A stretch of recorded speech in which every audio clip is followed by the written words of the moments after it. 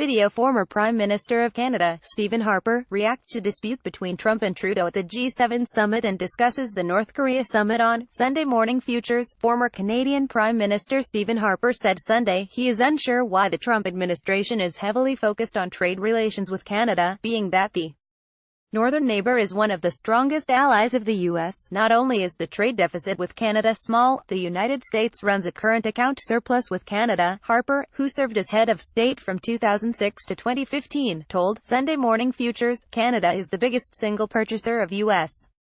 goods and services in the world. It's not China, it's not Mexico, it's not Britain, it's not Germany.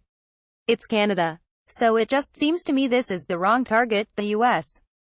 had a $17.5 billion goods trade deficit with Canada, its second-largest goods trading partner, in 2017, though it did have a goods and services trade surplus of $8.4 billion last year with its fellow North American Free Trade Agreement (NAFTA) member, according to data from the U.S. Trade Representative's office. This is a more or less balanced relationship and one that's vitally important to businesses and consumers on both sides of the border, and one that Trump supporters have no problem with, the former prime minister noted. However, Harper, a conservative, said he understands why President Donald Trump believes the U.S. needs better trade relationships with China and aspects of the country's trade relationship with Mexico, particularly its auto sector. I think in the case of the auto sector, I worked with the Bush and Obama administrations to help bail out that sector during the global financial crisis, Harper said. Then the sector starts moving to Mexico. I think that's a concern we both share. But I don't see any fundamental problem in the Canadian-American trade relationship. In addition to Canada, China and Mexico make up America's top three trading partners. Has a near $350 billion goods trade deficit with China and a goods trade deficit with Mexico of slightly more than $71 billion, according to the Trade Representative's office. Tensions between the two allies increased following the Group of Seven summit in Quebec this weekend, when Trump met with leaders of Canada, Britain, Italy, France, Germany and Japan to discuss economic issues facing the nations, including trade relations.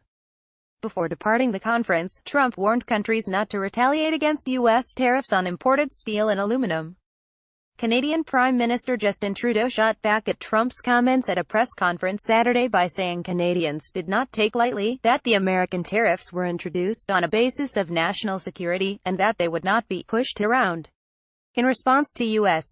duties, Canada has already issued its own tariff threats, which Trudeau said would go into effect on July 1. Continuing the back-and-forth exchange of words, Trump lashed out at the Canadian leader on Twitter, calling him very dishonest and weak, and his statements false. PM Justin Trudeau of Canada acted so meek and mild during our G7 meetings only to give a news conference after I left saying that U.S. tariffs were kind of insulting, and he will not be pushed around.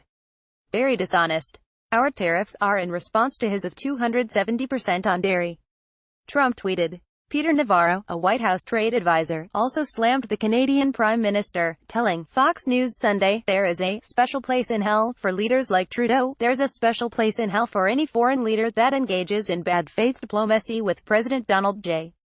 Trump and then tries to stab him in the back on the way out the door, Navarro said. And that's what bad faith Justin Trudeau did with that stunt press conference. That's what weak, dishonest Justin Trudeau did. And that comes right from Air Force One.